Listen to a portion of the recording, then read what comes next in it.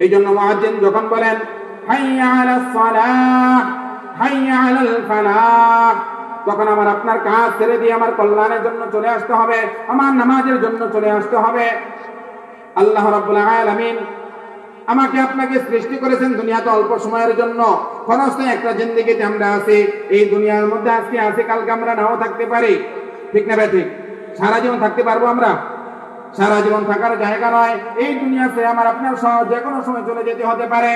অতএব যেহেতু যে কোনো সময় আমার আপনার চলে যেতে হবে, এই জন্য আমার নামাজকে প্রাধান্য দিতে হবে। এই জন্য মুয়াজ্জিন কত সুন্দর করে আমার আল্লাহ তাআলার বরত্বের কথা বললেন, রাসূলের বরত্বের কথা বললেন, তারপরে নামাজের জন্য ডাক দিলেন। ডাক দেওয়ার পরে আবার তোমাকে স্মরণ করায় দেয়। শুরুতে আল্লাহ বরত্বের কথা বললেন, তুমি মনে না থাকতে পারে, এই জন্য আবার মুয়াজ্জিন স্মরণ করায় দেয়, আল্লাহু আকবার আল্লাহু আকবার। আল্লাহ সবচেয়ে বড়, অর্থাৎ আল্লাহ তাআলার হুকুম সবচেয়ে বড়। মুয়াজ্জিন আবার বলে আল্লাহু আকবার, আল্লাহ সবচেয়ে বড়, অর্থাৎ আল্লাহ তাআলার বিধান সবচেয়ে বড়।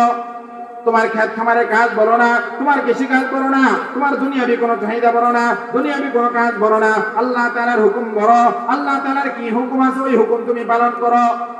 আবার মুয়াজ্জিন স্মরণ করায় দেয়, লা ইলাহা ইল্লাল্লাহ। লা ইলাহা মানে হলো কোন গাছের কোনো ক্ষমতা নাই ফল দেওয়ার মতো, আম গাছের কোনো ক্ষমতা নাই আম দেওয়ার মতো। লা ইলাহা মানে হলো কোন সুপারি গাছের ক্ষমতা নাই সুপারি দেওয়ার মতো। লা ইলাহা মানে হলো কোন বাগান গাছের ক্ষমতা নাই বাগান দেওয়ার মতো। লা ইলাহা মানে হলো কোন চাকরির ক্ষমতা নাই প্রমোশন দেওয়ার মতো। লা ইলাহা মানে হলো কোন ব্যবসার ক্ষমতা নাই ব্যবসা এরকম উন্নতি করার মতো। একমাত্র ক্ষমতা হলো ইল্লাল্লাহ। কার ক্ষমতা? আল্লাহর। এজন্য ভাই দোস্ত বুজুর্গ, আব্দুল্লাহ ইবনে যায়েদ যখন এই বাক্যগুলো নিয়ে আসলেন, এই মানাবোধক এত সুন্দর একটা শব্দ রাসূলের কাছে এসে বললেন, রাসূল সন্তুষ্ট হয়ে গেলেন। রাসূল সন্তুষ্ট হয়ে গেলেন। রাসূল যখন সন্তুষ্ট হয়ে গেলেন, সন্তুষ্ট হয়ে বললেন, হে আব্দুল্লাহ ইবনে যায়েদ, তুমি যে স্বপ্নটা আজকে দেখেছো যথার্থ দেখেছো এবং সত্য একটা স্বপ্ন দেখেছো, এইটার অপেক্ষায় আমি এতদিন ছিলাম। এবং বেলাল রাদিয়াল্লাহু তাআলা আনহুকে ডাক দিলেন, ডাক দিয়ে বললেন, হে আব্দুল্লাহ ইবনে যায়েদ, তুমি স্বপ্নে যোগে যে শব্দগুলো তুমি শুনেছো, যে শব্দগুলো তুমি পেয়েছো, এই শব্দগুলো হুবহু এই শব্দগুলো বেলাল রাদিয়াল্লাহু তাআলা আনহুকে তুমি শুনিয়ে দাও, তাকে শিখাইয়া দাও। এখন প্রশ্ন হতে পারে যে বেলাল রাদিয়াল্লাহু তাআলা আনহুকে কেন বললেন? তিনি নিজেও তো দিতে পারতেন, ঠিক না? বেলাল রাদিয়াল্লাহু তাআলা আনহুকে কেন বললেন তাকে শিখাইয়া দেওয়ার জন্য? কারণ বেলাল রাদিয়াল্লাহু তাআলা আনহু তার গলার আওয়াজ ছিল সুন্দর, গলার আওয়াজ ছিল অনেক উঁচু আওয়াজ। এই জন্য আব্দুল্লাহ ইবনে যায়েদের আওয়াজ ছিল ছোট আওয়াজ। এই জন্য আব্দুল্লাহ ইবনে যায়েদকে বললেন যে বেলাল রাদিয়াল্লাহু তাআলা আনহুকে যেন আযানের শব্দগুলো শিখিয়ে দেওয়া। বেলাল রাদিয়াল্লাহু তাআলা আনহুকে যখন আযানের শব্দগুলো শিখিয়ে দিলেন, শিখিয়ে দেওয়ার পরে বেলাল রাদিয়াল্লাহু তাআলা আনহুকে ফজরের আযান দিলেন।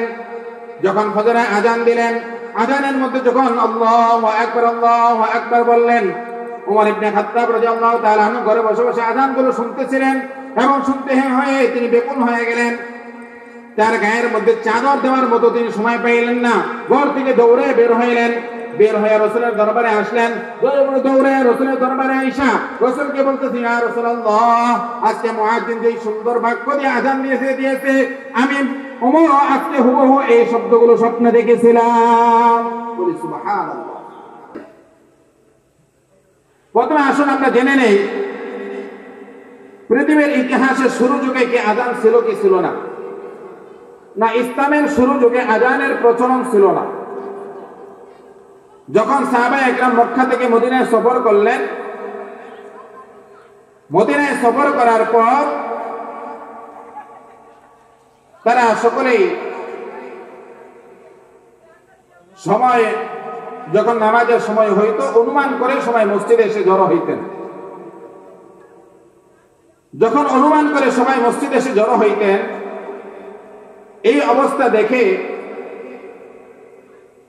সাহাবায়ে একরামদের কিছু কিছু লোক, সবাই তো আর সূর্যের টাইম বুঝে না, এই জন্য অনেক সময় অনেকের জামাত ছুটে যাইতো, আইসে দেখতো নামাজ হয়ে গেছে, কেউ মাজলুক হয়ে যেত বা অনেক সমস্যা হইত। এইটা নিয়ে সাহাবায়ে একরামদের মধ্যে আলোচনা শুরু হয়ে গেছে যে এখন কি করা যায়।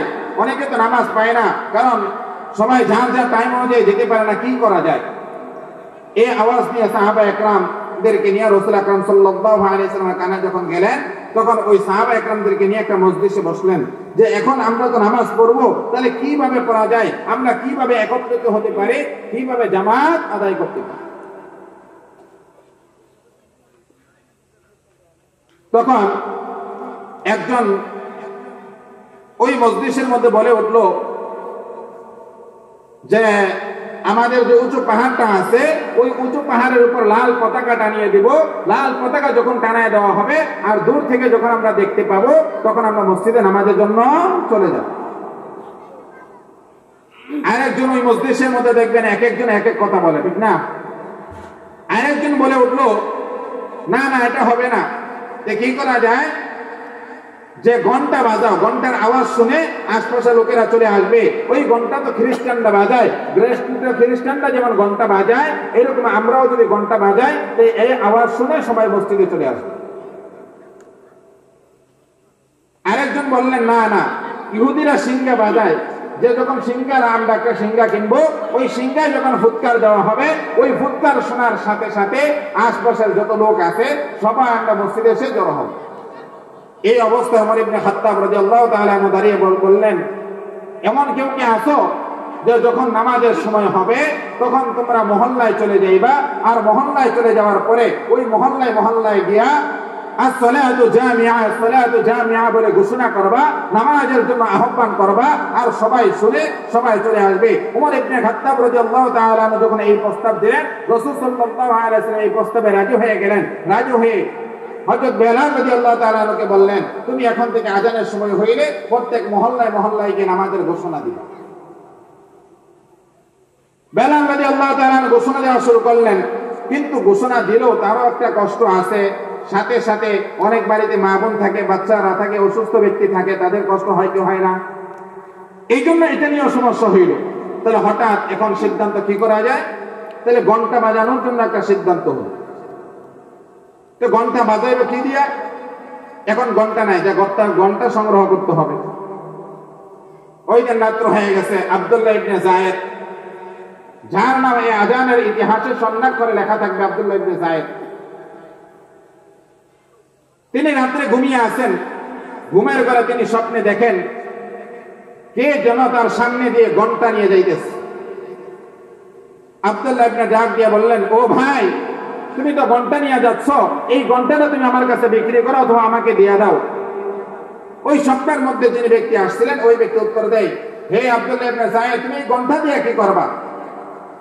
আব্দুল্লাহ ইবনে যায়েদ উত্তর করেন যে আমি এই ঘন্টা দিয়ে মানুষকে মসজিদের দিকে আহ্বান করবো, নামাজের দিকে ডাকবো, এবং সবাই যেন নামাজে হয়, নামাজের মধ্যে চলে আসে, এরা যেন আহ্বান করবো। ওই স্বপ্নের মধ্যে ওই ব্যক্তি বলেন যে আচ্ছা, আমি কি তোমাকে এর চাইতে আরো উত্তম বাক্য বলে দিব কি, যেটা তোমার এই ঘন্টার চাইতে আরো বেশি ভালো হবে, যেটা এই ঘন্টার চাইতে আরো তোমার উত্তম আওয়াজ হবে? বলেন হ্যাঁ হ্যাঁ বলতে পারো, কি সেই আওয়াজ, কি সেই বাক্য? তখন ওই স্বপ্নের মধ্যে ওই ব্যক্তিকে আব্দুল্লাহ ইবনে যায়েদকে বলেন যে তোমরা এই ঘন্টা না বাজে, সিংহায় ফুৎকার না দিয়ে, তোমরা যখন নামাজের সময় হয় তখন তোমরা এই আযানে যে শব্দগুলো আছে, আল্লাহু আকবার, আল্লাহু আকবার, এরকম ভাবে আযানের যতগুলো শব্দ আছে সমস্ত শব্দগুলো মুয়াজ্জিনকে ওই আব্দুল্লাহ ইবনে যায়েদকে শিক্ষা দিলেন। আব্দুল্লাহ ইবনে যায়েদকে যখন ওই আযানের শব্দগুলো শিক্ষা দিলেন, শিক্ষা দেওয়ার পরে আব্দুল্লাহ ইবনে যায়েদ তো খুশি হয়ে গেলেন যে আমরা মসজিদে লোকদেরকে কিভাবে সমবেত করব, মসজিদের ভিতরে লোকগুলো আমরা কিভাবে একত্র হবো, এটার কোনো ফায়সালা পাইতেছিলাম না। কিন্তু স্বপ্ন যুগে আমি যেই জিনিসটা দেখলাম, এটা তো উত্তম একটা আলোচনা এবং উত্তম শব্দগুলো বলে গেছে। অতএব আব্দুল্লাহ ইবনে যায়েদ ঘুম থেকে জাগার সাথে সাথে ফজরের আগে দৌড়ায় মসজিদে নববীতে চলে আসলেন। রাসূলের দরজায় এসে হাজির হয়ে রাসূলকে ডাক দিলেন। রাসূল বলেন, ও আব্দুল্লাহ ইবনে যায়েদ, তুমি এত গভীর রাতে অথবা ফজরের আগেই তুমি কেন দ্রুত চলে আসলা? আব্দুল্লাহ ইবনে যায়েদ রাসূলকে বলেন, ইয়া রাসূলুল্লাহ, আমি তো স্বপ্নের মধ্যে এমন সুন্দর কিছু শব্দ আমাকে শিক্ষা দেওয়া হয়েছে, যেই শব্দগুলো শোনার পরে আপনিও পছন্দ করবেন, আপনিও ভালো মনে করবেন। আল্লাহ রাসূল বলেন, কি সেই শব্দগুলো তুমি আমাকে শোনাও। আব্দুল্লাহ ইবনে যায়েদ যখন শুনাইলেন আল্লাহু আকবার আল্লাহু আকবার, অর্থাৎ আব্দুল্লাহ ইবনে যায়েদ রাসূলকে যে শুনাইলেন, কি শব্দগুলো শুনাইলেন। আমরা বিভিন্ন প্রত্যেকটা মসজিদে মসজিদে আজানগুলো হয়, যেখানে জামাত হয় সেখানে আজান হয়, আমরা প্রতিনিয়ত এই আজানগুলো শুনি, কিন্তু এই আজানের মর্মার্থ আমরা অনেকেই বুঝি না। যদি আজানের গুরুত্ব এবং মর্ম বুঝতাম, তাহলে আমার ওই আজান হয়ে যাওয়ার পর আমি খেতে কাজ করতে পারতাম না, আজান হয়ে যাওয়ার পর আমার ব্যবসা চালু রাখতে পারতাম না। মুয়াজ্জিন যখন আল্লাহু আকবার বলেন, সাথে সাথে আমার কাজ বড় না, আমার আল্লাহ তাআলার হুকুম বড়। আল্লাহু আকবার শব্দের অর্থ হলো আল্লাহ সবচেয়ে বড়। আল্লাহ আকবার অর্থ কি? আল্লাহ সবচেয়ে বড়।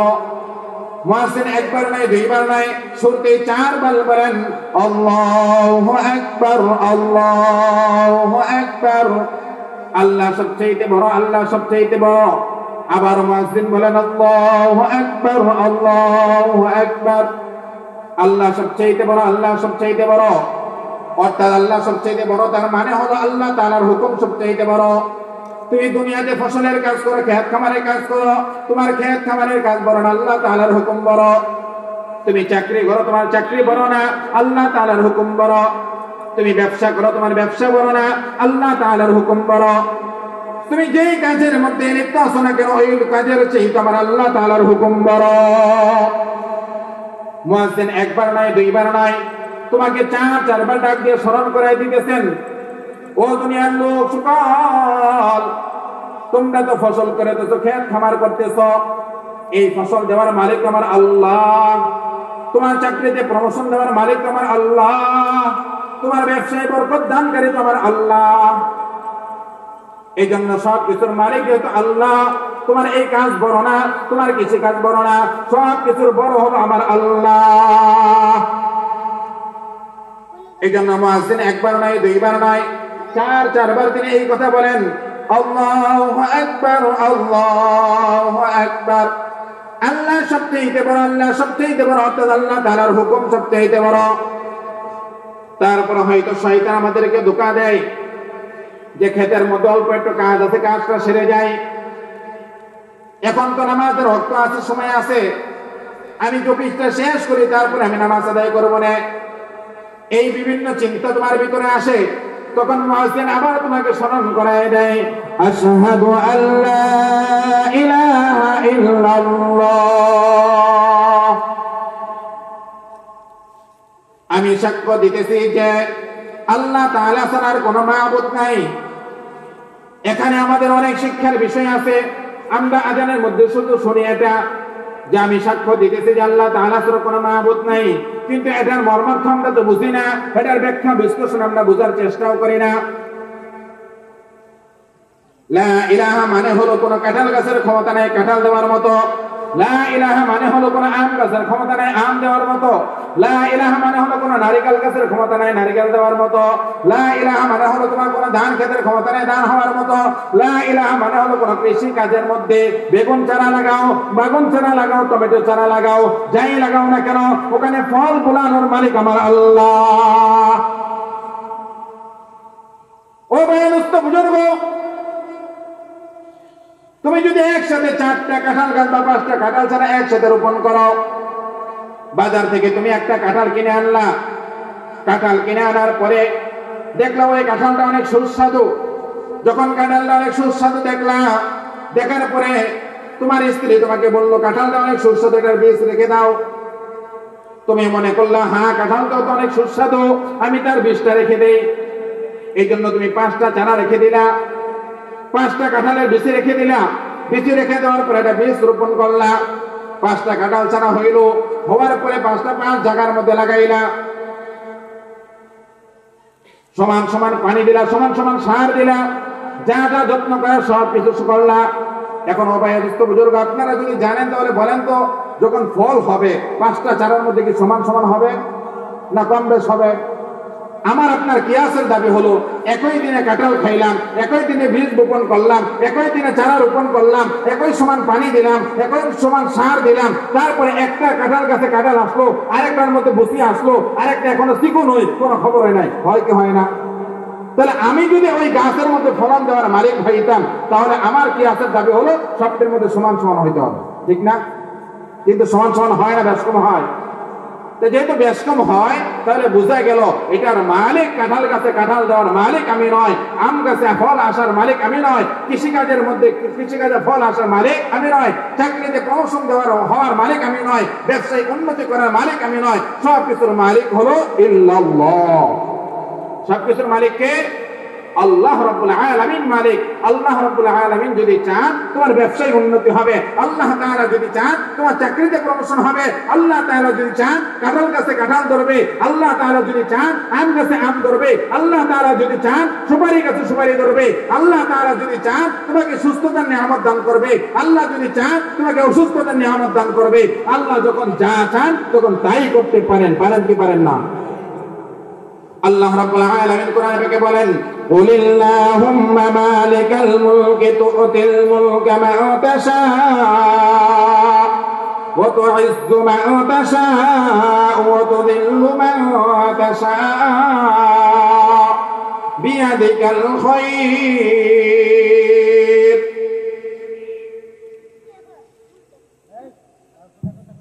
আল্লাহ রাব্বুল আলামিন বলেন,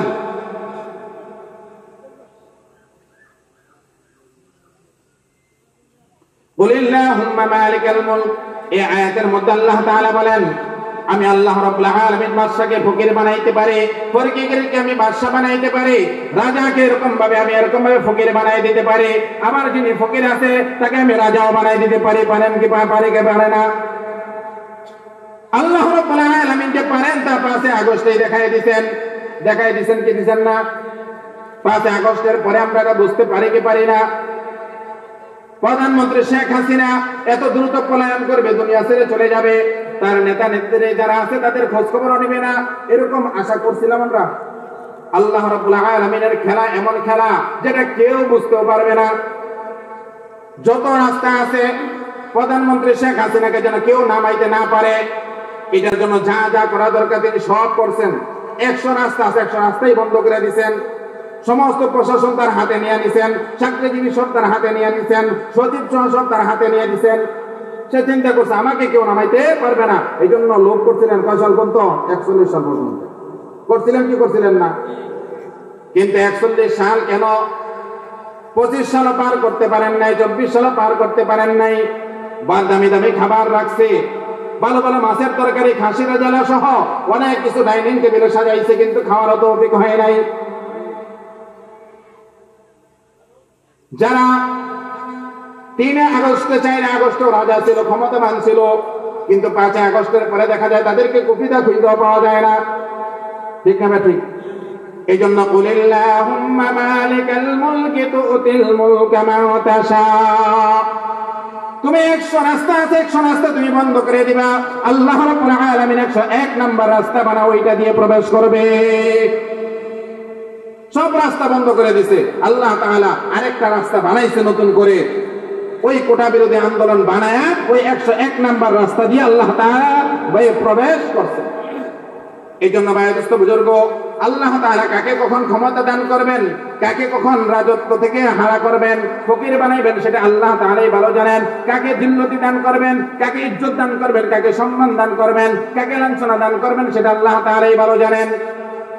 অতএব আমার আপনার কোনো ক্ষমতা নাই, সমস্ত ক্ষমতার মালিক হলো আল্লাহ। মুয়াজ্জিন এই কথাই আমাদেরকে বোঝান, লা ইলাহা ইল্লাল্লাহ, যে কারো কোনো ক্ষমতা নাই, কাঁঠাল গাছের কোনো ক্ষমতা নাই, আম গাছের কোনো ক্ষমতা নাই, এরকম কোন জিনিসের কোনো ক্ষমতা নাই। সব জিনিসের ক্ষমতা একমাত্র ইল্লাল্লাহ, আল্লাহ রাব্বুল আলামিনের মধ্যেই সমস্ত ক্ষমতা। তারপরে মুয়াজ্জিন আল্লাহ তাআলার বরত্বের কথা প্রকাশ করলেন, যে আল্লাহ তাআলার হুকুম ছাড়া কিছুই হবে না, আল্লাহ তাআলার বিধান পালন ছাড়া কিছুই হবে না। আল্লাহ তাআলার হুকুম যদি তুমি পালন করো তাহলে বরকত দেওয়ার মালিক আল্লাহ, রিজিক দেওয়ার মালিক আল্লাহ, ফসল দেওয়ার মালিক আল্লাহ, চাকরিতে প্রমোশন দেওয়ার মালিক আল্লাহ, তোমার ব্যবসায়িক উন্নতি দেওয়ার মালিক আল্লাহ, তোমাকে সুস্থতা দেওয়ার মালিক আল্লাহ, সব কিছুর মালিক আল্লাহ। এই কথা বোঝানোর পরে এখন মুয়াজ্জিন বলেন শুধু আল্লাহকে মানলেই চলবে না, বরং আল্লাহ তাআলার সাথে আরেকজন আছে, ওই রাসূলকেও তোমার মানতে হবে। এই জন্য মুয়াজ্জিন বলেন আশহাদু আন্না মুহাম্মাদার রাসূলুল্লাহ, আমি সাক্ষ্য দিতেছি যে মুহাম্মদ সাল্লাল্লাহু আলাইহি ওয়াসাল্লাম আল্লাহ তাআলার রাসূল। এটা থেকে আমাদের শিক্ষা করতে হবে। আল্লাহ তাআলা কোরআনুল কারীমে বলেছেন কুল আতিউল্লাহ ওয়া আতিউর রাসূল, তোমরা আল্লাহ এবং তার রাসূলের অনুগত করো। শুধু আল্লাহ তাআলার অনুগত করার কথা বলে নাই, আল্লাহ রাব্বুল আলামিন নিজে বলেছেন তোমরা আমার এবং আমার রাসূলের অনুগত করো। বর্তমানে একদল বের হয়েছে যে শুধু আহলে কোরআন, যাদের নাম শুধু কোরআন মানে হাদিস মানে না। এই জন্য ভাইদস্ত বুজুর্গ শুধু কোরআন মানলেই চলবে না, শুধু কোরআন অনুযায়ী আমল করলে চলবে না, বরং কোরআনের সাথে তোমার হাদিসকেও লাগাইতে হবে। কেননা কোরআনুল কারীম আল্লাহ তাআলা বলেছেন আকিমুস সালাহ, তোমরা নামাজ প্রতিষ্ঠা করো, কিন্তু নামাজ কিভাবে প্রতিষ্ঠা করবা সেটা কিন্তু লেখা নাই।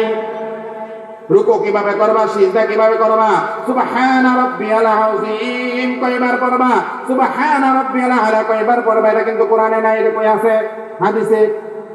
এই জন্য শুধু কোরআন মানা যাবে না, কোরআনের সাথে সাথে হাদিসকে মানতে হবে, অর্থাৎ রাসূলের সুন্নাত অনুযায়ী তোমার জীবন যাপন করতে হবে। তাহলে রাসূলের সুন্নাতের মধ্যে একটা দায়ী সুন্নাত হলো জামাতের সাথে নামাজ আদায় করা। রাসূলের সুন্নাতের মধ্যে গুরুত্বপূর্ণ একটা সুন্নাত কি? জামাতের সাথে নামাজ আদায় করা, যেটাকে সুন্নতে মুআক্কাদা বলা হয়েছে। কেউ কেউ বলছেন রাসূল আকরাম সাল্লাল্লাহু আলাইহি ওয়াসাল্লাম তিনি তো রাহমাতাল লিল আলামিন ছিলেন, তিনি রহমান ছিলেন, রহিম ছিলেন, কিন্তু এত দয়ালু মায়ালু হওয়া সত্ত্বেও আল্লাহ রাব্বুল আলামিনের পরে যার দয়া মায়া ছিলেন তিনি ছিলেন আমার আপনার রাসূল, রাহমাতাল লিল আলামিন, বিশ্ববাসীর জন্য রহমত স্বরূপ এসেছিলেন। ওই আল্লাহ রাসূল যখন সাহাবা একরাম কিছু লোক জামাতে শরীক হয় না, আল্লাহ রাসূল রাগান্বিত হয়ে বলেন যে আমার মনে চায় ওই সমস্ত লোকদের বাড়িতে যাই যারা জামাতে শরীক হয় না, তাদের বাড়ি ঘরগুলো আমি আগুন দিয়ে জ্বালিয়ে দিই। দয়ার নবী, রহমতের নবী কতটুকু রাগান্বিত হইলে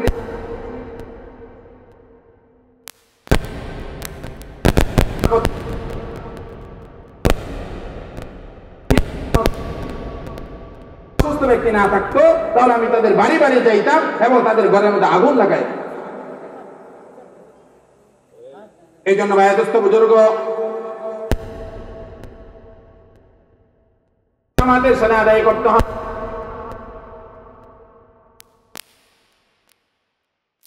সুন্নতের অনুসরণ করার কথা বলেন।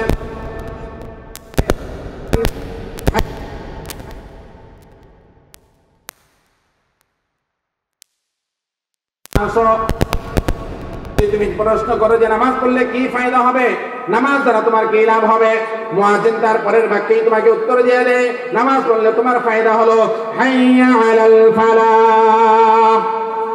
নামাজে এই জন্য আসবা, নামাজে আসলেই তোমার কল্যাণ হবে, নামাজে আসলেই তুমি আল্লাহ তাআলার নৈকট্য অর্জন করতে পারবা, নামাজে আসলেই তোমার মাওলার সন্তুষ্টি অর্জন করতে পারবা, মাওলায় নামাজের মধ্যে আসলেই তুমি জান্নাতের চাবি কামাই করতে পারবা, নামাজের মধ্যে আসলেই তুমি সব কিছুর ফয়সালা পাইবা, আল্লাহ তাআলার রহমত পাইবা, আল্লাহ তাআলার বরকত পাইবা, এবং আল্লাহ তাআলা তোমার প্রতি রাজামন্দি হয়ে যাবেন, আল্লাহ তাআলা তোমার প্রতি খুশি হয়ে যাবেন। আর যদি তুমি নামাজ না পড়ো, নামাজ দিয়ে অলসতা করো, নামাজ দিয়ে খামখালি করো, জামাতের সাথে নামাজ না আদায় করো, তাহলে আল্লাহ রাব্বুল আলামিন তোমার প্রতি সন্তুষ্ট হবেন না, আল্লাহ তাআলা নৈকট্য অর্জন করতে পারবে না।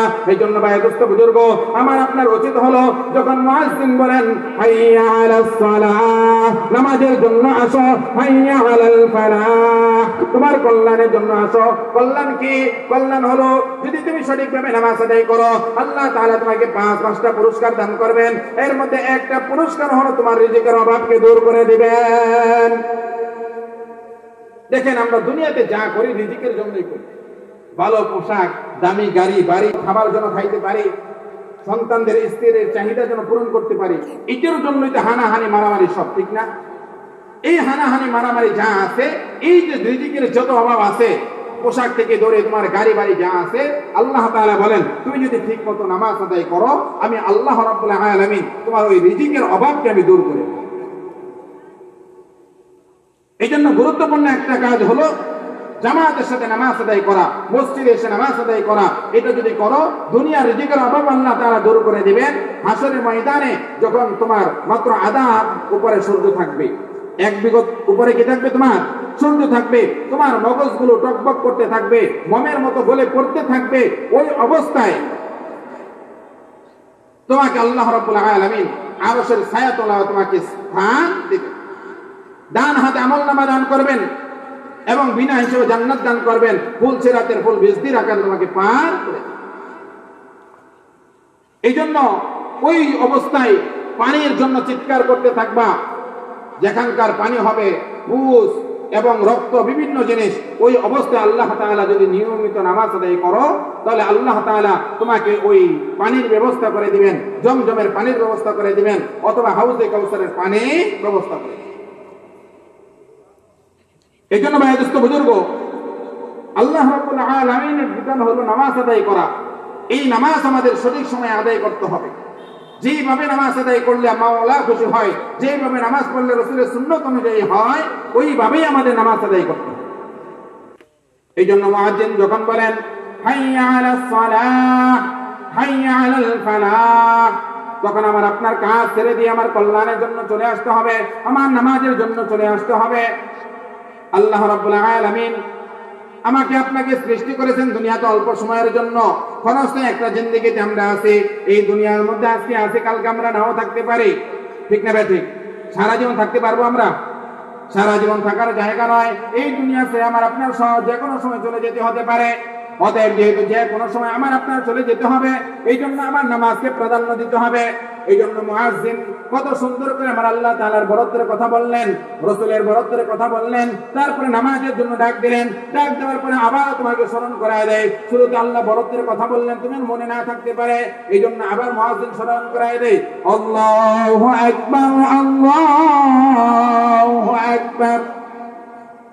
আল্লাহ সবচেয়ে বড়, অর্থাৎ আল্লাহ তাআলার হুকুম সবচেয়ে বড়। মুয়াজ্জিন আবার বলে আল্লাহু আকবার, আল্লাহ সবচেয়ে বড়, অর্থাৎ আল্লাহ তাআলার বিধান সবচেয়ে বড়। তোমার খেত খামারের কাজ বড় না, তোমার কৃষি কাজ বড় না, তোমার দুনিয়াবি কোনো চাহিদা বড় না, দুনিয়াবি কোনো কাজ বড় না। আল্লাহ তাআলার হুকুম বড়। আল্লাহ তাআলার কি হুকুম আছে ওই হুকুম তুমি পালন করো। আবার মুয়াজ্জিন স্মরণ করায় দেয়, লা ইলাহা ইল্লাল্লাহ। লা ইলাহা মানে হলো কোন গাছের কোনো ক্ষমতা নাই ফল দেওয়ার মতো, আম গাছের কোনো ক্ষমতা নাই আম দেওয়ার মতো। লা ইলাহা মানে হলো কোন সুপারি গাছের ক্ষমতা নাই সুপারি দেওয়ার মতো।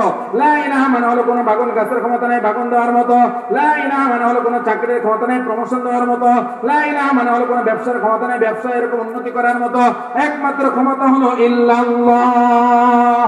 কার ক্ষমতা? আল্লাহর। এজন্য ভাই দোস্ত বুজুর্গ, আব্দুল্লাহ ইবনে যায়েদ যখন এই বাক্যগুলো নিয়ে আসলেন, এই মানাবোধক এত সুন্দর একটা শব্দ রাসূলের কাছে এসে বললেন, রাসূল সন্তুষ্ট হয়ে গেলেন। রাসূল সন্তুষ্ট হয়ে গেলেন। রাসূল যখন সন্তুষ্ট হয়ে গেলেন, সন্তুষ্ট হয়ে বললেন, হে আব্দুল্লাহ ইবনে যায়েদ, তুমি যে স্বপ্নটা আজকে দেখেছো যথার্থ দেখেছো এবং সত্য একটা স্বপ্ন দেখেছো, এইটার অপেক্ষায় আমি এতদিন ছিলাম। এবং বেলাল রাদিয়াল্লাহু তাআলা আনহুকে ডাক দিলেন, ডাক দিয়ে বললেন, হে আব্দুল্লাহ ইবনে যায়েদ, তুমি স্বপ্নে যোগে যে শব্দগুলো তুমি শুনেছো, যে শব্দগুলো তুমি পেয়েছো, এই শব্দগুলো হুবহু এই শব্দগুলো বেলাল রাদিয়াল্লাহু তাআলা আনহুকে তুমি শুনিয়ে দাও, তাকে শিখাইয়া দাও। এখন প্রশ্ন হতে পারে যে বেলাল রাদিয়াল্লাহু তাআলা আনহুকে কেন বললেন? তিনি নিজেও তো দিতে পারতেন, ঠিক না?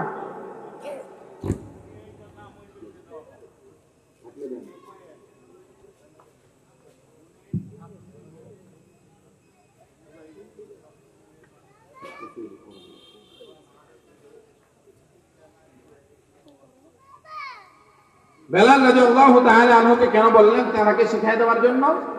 কারণ বেলাল রাদিয়াল্লাহু তাআলা আনহু তার গলার আওয়াজ ছিল সুন্দর, গলার আওয়াজ ছিল অনেক উঁচু আওয়াজ। এই জন্য আব্দুল্লাহ ইবনে যায়েদের আওয়াজ ছিল ছোট আওয়াজ। এই জন্য আব্দুল্লাহ ইবনে যায়েদকে বললেন যে বিলাল রাদিয়াল্লাহু তাআলা আনহুকে যেন আযানের শব্দগুলো শিখিয়ে দেওয়া। বিলাল রাদিয়াল্লাহু তাআলা আনহুকে যখন আযানের শব্দগুলো শিখিয়ে দিলেন, শিখিয়ে দেওয়ার পরে বিলাল রাদিয়াল্লাহু তাআলা আনহুকে ফজরের আযান দিলেন।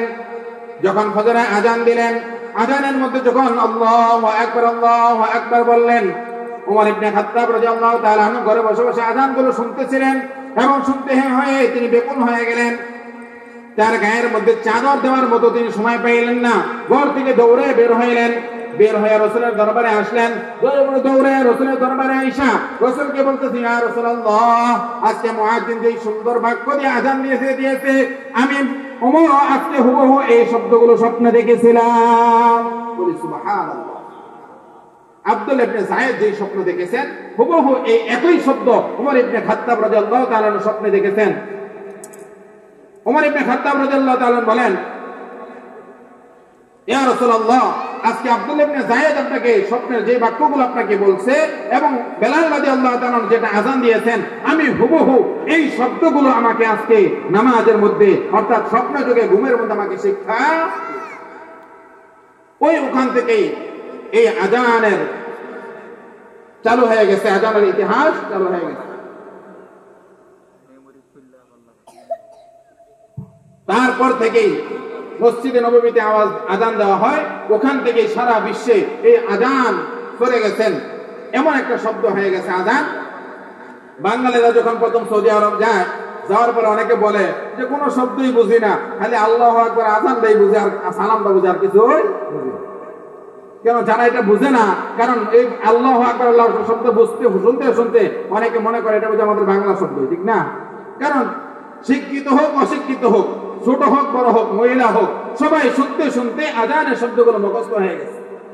কিন্তু দুর্ভাগ্যের বিষয় হলো এই আযানের শব্দগুলো শিকার পরেও শোনার পরেও আমরা অনেকেই এখনো পর্যন্ত আযানের শব্দগুলো শুদ্ধ করে বলতে পারি না। ইকামত দেওয়ার কথা বললে দেখা যায় অনেকে গরম হয়ে যায়, ইকামতের মধ্যে ভুল করে, অনেকে আযান দেয় কি যে বলে, আযানের এমন শব্দ বলে যে আযানের অর্থ পরিবর্তন হয়ে যায়।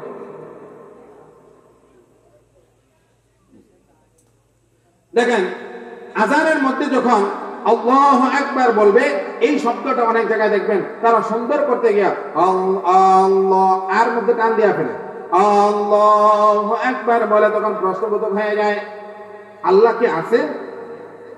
যখন আর মধ্যে টান হয়ে যায় প্রশ্নবোধক হয়ে যায়। এখন বলেন আল্লাহ আছে না নাই, এটাকে প্রশ্ন করা যাবে?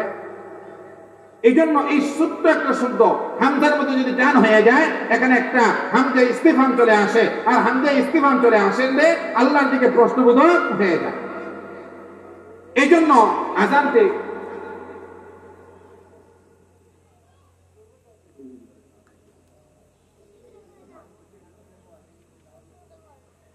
আযানের শব্দগুলো আমাদের শিখতে হবে এবং সঠিকভাবে শিখতে হবে।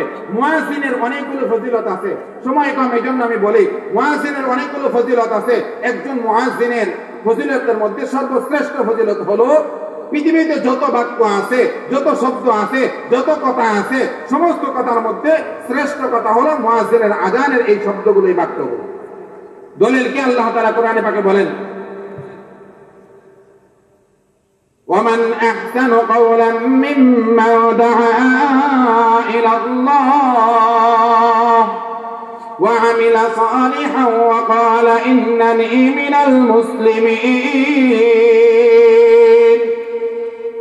আল্লাহ রাব্বুল আলামিন কোরআনে পাকে বলেন, ওয়ামান আহসানু কওল, সর্বোত্তম এবং সর্বশ্রেষ্ঠ কথা হলো ওই ব্যক্তির কথা, মিম্মা দাআ ইলাল্লাহ, যে ব্যক্তি মানুষকে আল্লাহ তাআলার দিকে আহ্বান করবে, যে ব্যক্তি বেনামাজীদেরকে নামাজের দিকে আহ্বান করবে, জিকির করে না যারা তাদেরকে জিকিরের দিকে আহ্বান করবে।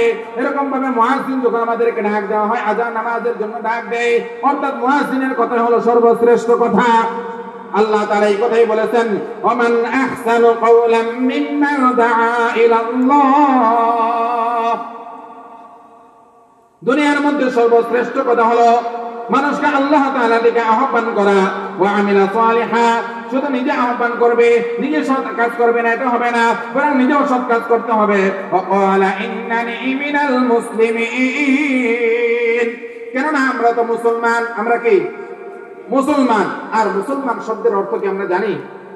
মুসলমান শব্দের অর্থ হলো আত্মসমর্পণ করা। কি করা? আত্মসমর্পণ করা।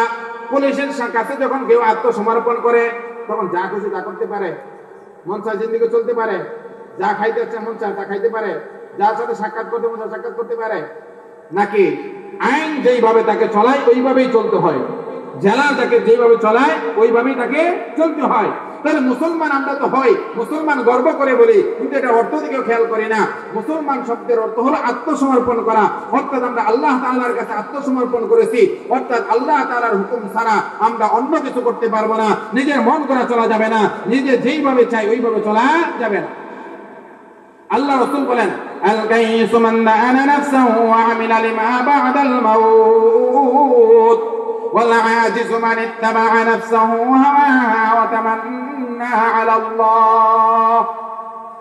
আল্লাহ রাসূল সাল্লাল্লাহু আলাইহি সাল্লাম বলেন, সবচেয়ে বুদ্ধিমান এবং সবচেয়ে জ্ঞানী হলো ওই ব্যক্তি যে ব্যক্তি তার নফসকে অনুগত করে নিয়েছে। তার নফসে চায় গুনাহ করার জন্য সে গুনাহ করে না, তার নফসে চায় সিনেমা দেখার জন্য সে সিনেমা দেখে না, তার নফসে চায় এরকম ভাবে খারাপ কাজের সাথে জড়িত হতো সে খারাপ কাজে জড়িত হয় না, বরং সে মনকে বুঝায়, ওরে মন, আমি যদি আজকে গুনাহ করি এই মনটা একসময় আগুনের মধ্যে জ্বলবে, জাহান্নামের আগুনের মধ্যে পড়বে, ওই জাহান্নামের আগুন সইতে পারবো না, জাহান্নামের সাপ বিচ্ছু আমাকে সবল দেবে, ওই সবল আমি সইতে পারবো না। এই জন্য মনকে অনুগত করে নিয়েছে, মন যখন যা চায় সে তাই করে না।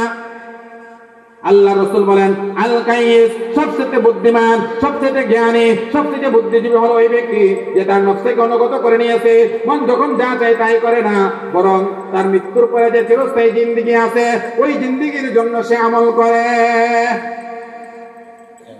বুদ্ধিমানকে যে ব্যক্তি তার চিরস্থায়ী যে একটা জিন্দেগি আছে, আমাদের দুনিয়া থেকে মৃত্যু হয়ে গেলেই কি আসলে মৃত্যু হয়ে যায়, নাকি শুধু দুনিয়া থেকে স্থানান্তরিত করা হয়? কি করা হয়? স্থানান্তরিত হয়, অর্থাৎ একটা জগৎ থেকে আরেকটা জগতে যায়। মায়ের পেটে যেমন একটা জগৎ ছিলাম, দুনিয়া আরেকটা জগৎ, ঠিক তদ্রুপ ওই কবরটা আরেকটা জগৎ। দেখেন, মায়ের পেটে বাচ্চা থাকে, জীবিত একটা সন্তান, লড়াই করে বোঝা যায়, কিন্তু আওয়াজ কখনো পাওয়া যায়, শব্দ শোনা যায়? শোনা যায় না। এরকম ছোট একটা জায়গা, বাচ্চা দেখা যায় পানির মধ্যে যখন একটা বাচ্চা পড়ে মৃত্যুবরণ করে কি করে না? পানির মধ্যে যদি পুকুরের মধ্যে বাচ্চা পড়ে যায় মারা যায় না? আর বর্তমান দেখা যায় ওই যে বাচ্চাটা মায়ের পেটের মধ্যে থাকে পানির ভিতরে থাকে, কেউ থাকে? সিজার করো, কেন সিজার করো? যে পানি শুকিয়ে গেছে। কি শুকিয়ে গেছে? পানি শুকিয়ে গেছে। তো আল্লাহ তাআলা কত বড় রহমান, তিনি কত ক্ষমতার মালিক। আমরা এই জন্য যদি এগুলো চিন্তা করি তাহলে বুঝে আসবে আমরা কোথায় আছি, কোথায় থাকবো, কোথায় যাইবো। ও ভাই দোস্ত বুজুর্গ, আমরা তো বুদ্ধিমান মনে করি নিজে যদি দুনিয়া বেশি বেশি কামাইতে পারি, সিজারি করতে পারি বেশি, মাতবারি করতে পারি বেশি, আরেকজনের ক্ষতি করতে পারি তাকেই বুদ্ধিমান মনে করি। না না না, আরেকজনের ক্ষতি যারা করবে, আরেকজনের উপর জুলুম যারা করবে, অত্যাচার যারা করবে, তারা কখনোই ভালো মানুষ হতে পারে না, তারা কখনো জ্ঞানী হতে পারে না, বরং তারা নির্বোধ, তারা গাধা। কেন? তারা দুনিয়ার এই সাময়িক অল্প দিনের দুনিয়ার জন্য, ক্ষমতা অর্জন করার জন্য এই খারাপ কাজ বেছে নিয়েছে। এই দুনিয়া তাকে তো বাঁচায় রাখতে পারবে না, সে তো কবরে চলেই যাবে। এই জন্য বুদ্ধিমান হলো ওই ব্যক্তি যে ব্যক্তি মৃত্যুর পরের যে চিরস্থায়ী জিন্দেগি আছে ওই জিন্দেগির জন্য সে আমল করে। আল্লাহ রাসূল বলেন, ওয়াল আজিজ, সবচেয়ে নির্বোধ এবং সবচেয়ে গাধা হলো ওই ব্যক্তি যে ব্যক্তি তার মন যখন যা চায় সে তাই করে। দেখবেন অনেকে বলে কয়দিন বাঁচবো, বন্যা একটা চাইছে তো করে নেই, করে কি করে না? এই জন্য আল্লাহ রাসূল বলেন সবচেয়ে নির্বোধ হলো এই ব্যক্তি যে মন যখন যা চায় সে তাই করে, আবার আকাঙ্ক্ষা করে তামান্না আলাল্লাহ, আল্লাহ তাআলা তাকে ক্ষমা করে দিবেন। যেমন চাষতলে বৈশা বৈশা অনেকে ডাওয়া ডাওয়া গপ্প মারে, মাদ্রাসার বিরোধিতা করে, মাদ্রাসার হুজুরদের বিরোধিতা করে, মসজিদের ইমামের বিরোধিতা করে, আবার নামাজ পড়ে না। আছে না নাই? বড় বড় ডাওয়া ডাওয়া গপ্প মারবো, কিন্তু নামাজের সময় খবর নাই, ভালো কাজের খবর নাই, মাদ্রাসায় একটা ছাত্র দিতে হবে এইটার জন্য তার চিন্তা নাই, মাদ্রাসার ছাত্ররা খাবার খায়া থাকে না না খায়া থাকে, মাদ্রাসার ছাত্রদের কি প্রয়োজন এটার চিন্তা করে না, বরং একটা দোষ পাইছে এইটা নিয়ে গান বাজনা শুরু কইরা পুরা মহল্লা গরম পানায় নাই। আছে না নাই? এরকম লোক যারা আছে আল্লাহ রাসূল তাদেরকেই সবচেয়ে নির্বোধ এবং বকলম বলেছে। এই জন্য ভাই দোস্ত বুজুর্গ, সর্বশ্রেষ্ঠ কথা হলো কোন কথা? আযানের কথাগুলো। এই জন্য মুয়াজ্জিনের 1 নাম্বার ফজিলত হলো তার যে কথা, এই কথাগুলো সর্বশ্রেষ্ঠ কথা। 2 নাম্বার ফজিলত, মুয়াজ্জিন যিনি হবেন হাসরের ময়দানে তার গলা থাকবে সবার উপরে, অর্থাৎ সবচেয়ে বড় গলা থাকবে। সবচেয়ে বড় গলা মানে এই নয় যে ওই জিরাফের মতো অনেক বড় গলা থাকবে, বিষয়টা এমন। দেখতে খারাপ দেখা যাবে। জান্নাতের মধ্যে এমন কোন মানুষ হবে না যাকে দেখতে খারাপ দেখা যায়। এটার ব্যাখ্যায় অনেকগুলা ব্যাখ্যা করেছেন। এর মধ্যে একটা ব্যাখ্যা হলো গলা লম্বা হবে মানে আমরা অনেক সময় বলি না যে মুখের হাতটা অনেক বড়, তার মানে কি হাত অনেক বড় না দানের হাত অনেক বড়? দানের হাত অনেক বড়, তার গলা অনেক উঁচু থাকবে, অর্থাৎ তিনি সবচেয়ে সম্মানিত থাকবেন, তিনি হাজার হাজার মানুষকে নেতৃত্ব দিবেন, ওই দিক দিয়ে তার গলা সবচেয়ে উঁচুতে থাকবে। মুয়াজ্জিনের আরেকটা ফজিলত হলো, 3 নম্বর ফজিলত হলো, নবী করিম সাল্লাল্লাহু আলাইহি সাল্লাম সহ গর্তের পিপিলিকা থেকে নিয়ে আকাশ বাতাসের চতুর্দিকে যত জিনিস আছে সমস্ত তরুলতা সহ সব জিনিস ওই মুয়াজ্জিনের মাগফিরাতের জন্য দোয়া করতে থাকে।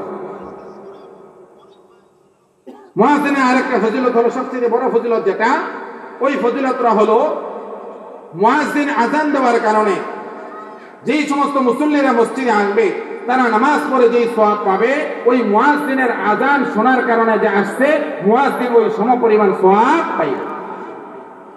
এরকম বায়ুদস্ত বুজুর্গ মুয়াজ্জিনের আর অনেক ফজিলত আছে। এই জন্য আল্লাহ রাসূল একটা হাদিসের মধ্যে আনছেন যে মুয়াজ্জিনের যে কি ফজিলত, এইটা যদি মুসল্লিরা জানতো তাহলে কার আগে কে আযান দিবে এটার জন্য প্রতিযোগিতা লাগতো। এই জন্য আমরা আযান নিয়ে ঠেলাঠেলি করি, আজকে হুজুর আযান দিল না, কেড়ে 2 মিনিট পরে কেড়ে দিল, এইটা চিন্তা করি না যে আমার একটু 2 মিনিট আগে যদি মসজিদে গিয়ে আযান দেই তাহলে এটা ভালো হবে, এই চিন্তা কিন্তু আমাদের ভিতরে থাকে। এই জন্য বায়ুদস্ত বুজুর্গ বুঝা গেল মুয়াজ্জিনের অনেক ফজিলত আছে। মুয়াজ্জিনের কি আছে? অনেক ফজিলত আছে, আরো অনেক ফজিলত আছে। এই জন্য আমরা যারা যে সমস্ত মসজিদে নির্দিষ্ট মুয়াজ্জিন নাই, আমরা সহি শুদ্ধভাবে আযানের শব্দগুলো শুনবো। এখন আযানের ফজিলত শুনে আপনি কি এমনি আযান দেওয়া শুরু করলেন আর ভুল করলেন তাহলে চলবে না, অশুদ্ধ আযান দিলেন চলবে না, বরং ইমাম সাহেবের কাছ থেকে আপনার সহি শুদ্ধভাবে আযানটা শিখতে হবে। আযানের যে বাক্যগুলো আছে এই বাক্যগুলো আপনার সঠিকভাবে শিখতে হবে, যেই শব্দটা যেইভাবে শেখা দরকার ওইভাবেই আপনার আযান। এখন আসেন আযানের পরে কি করব? আযানের পরের কাজ হলো দোয়া করা। কি করা? দোয়া করা। দোয়াটা কিভাবে করব? সর্বপ্রথম আমি একটা ছোট্ট দুরূদ শরীফ পড়ব। নামাজের মধ্যে যেই দুরূদ পড়ি এটা তো অনেক বড়, এই জন্য সাল্লাল্লাহু আলাইহি সাল্লাম এটাও একটা দুরূদ শরীফ। আল্লাহুম্মা সাল্লি আলা মুহাম্মাদিন নাবিয়্যিল উম্মি ওয়া আলা আলিহি ওয়া সাল্লিম তাসলিমা, এটাও একটা দুরূদ শরীফ। এই দুরূদ শরীফ পড়ব, তারপরে আযানের দোয়া করব। আযান শেষ হওয়ার পরে কি করব? 1 নম্বর কাজ দুরূদ শরীফ পড়ব। কি পড়ব? ভালো করে খেয়াল করি, এগুলো হলো আমল। যা আলোচনা করলাম সর্বশ্রেষ্ঠ কাজে যেটা লাগবে এটা হলো এই আমলগুলো আমরা করব। আযান শেষ হওয়ার পরে আমরা প্রথমে দুরূদ শরীফ পড়ব। কি পড়ব? দুরূদ শরীফ পড়ব। তারপরে আযানের যে দোয়া, আল্লাহুম্মা রাব্বা হাযিহি দাওয়াতিত তাম্মা ওয়াস সালাতিল কায়িমা, এই যে আযানের দোয়াটা আছে এই দোয়াটা আমরা শিক্ষা করব। দোয়াটা আমরা কি করব? বলবো। হাদিসের মধ্যে আসছে যদি কোনো ব্যক্তি আযান শেষ হওয়ার পরে ছোট্ট একটা দুরূদ শরীফ পড়ার পরে এই দোয়া পড়ে, তার হাসরের ময়দানে রাসূল আকরাম সাল্লাল্লাহু আলাইহি সাল্লাম তাকে জান্নাতে নিয়ে যাওয়ার জন্য তাকে সুপারিশ করবেন। বলে সুবহানাল্লাহ। এজন্য আমরা সকলেই এই আযান শোনার পরে তুমি যেখানেই থাকো, কাজে থাকো, খেতে থাকো, খামারে থাকো, রাস্তায় থাকো, যখন আযান শুনবা শোনার পরে তুমি আযানের পরে এই দুরূদ শরীফ পড়বে এবং দোয়া পড়বা। আরেকটা কাজ হলো যখন আযান চলবে, আযান চলাকালীন আযানের জবাব দিতে হয়। কি দিতে হয়? বলি সময় আযানের জবাব দিতে হয়। এটা আমরা আযান শুনি কিন্তু এটা আমল করি না। আযানের জবাব দেওয়া গুরুত্বপূর্ণ একটা আমল, এই জন্য আমরা আযানের জবাব দেব। আযানের জবাব কি দিব? মুয়াজ্জিন যেই শব্দগুলো বলবে আমরা যারা শ্রবণকারী আমরা হুবহু ওই শব্দগুলো বলবো। মুয়াজ্জিন যখন বলবে আল্লাহু আকবার আল্লাহু আকবার, আমরা যারা শ্রোতা আছি আমরাও তখন বলবো আল্লাহু আকবার আল্লাহু আকবার। মুয়াজ্জিন যখন বলবে আশহাদু আল্লা ইলাহা ইল্লাল্লাহ, তখন আমরাও বলবো আশহাদু আল্লা ইলাহা ইল্লাল্লাহ। মুয়াজ্জিন যখন বলবেন আশহাদু আন্না মুহাম্মাদার রাসূলুল্লাহ, তখন আমরাও মনে মনে বলবো আশহাদু আন্না মুহাম্মাদার রাসূলুল্লাহ। এখানে অনেকে সাল্লাল্লাহু আলাইহি সাল্লাম বলেন, সাল্লাল্লাহু আলাইহি সাল্লাম বলার প্রয়োজন নাই। এখানে আশহাদু আন্না মুহাম্মাদার রাসূলুল্লাহর পরিবর্তে এই শব্দটা আমরা বলবো। হাদিসের মধ্যে বলছেন মুয়াজ্জিন যে শব্দগুলো বলে হুবহু ওই শব্দগুলোই বলা। তারপরে শুধু হাইয়া আলাস সালাহ এবং হাইয়া আলাল ফালাহ, এই দুইটার সময় আমরা বলবো লা হাওলা ওয়ালা কুওয়াতা ইল্লা বিল্লাহ। কি বলবো? লা হাওলা ওয়ালা কুওয়াতা ইল্লা বিল্লাহ। কেন বলবো? এটা একটা কারণ আছে। কারণটা কি? হাইয়া আলাস সালাহ নামাজের জন্য আসো, হাইয়া আলাল ফালাহ তোমার কল্যাণের জন্য আসো।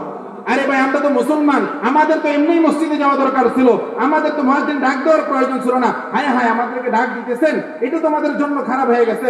আল্লাহ সবচেয়ে বড়, আল্লাহই সবচেয়ে শক্তিশালী, অতএব দৌড়ে মসজিদে আসার জন্য লা হাওলা ওয়ালা কুওয়াতা ইল্লা বিল্লাহ 4 বার বলবো।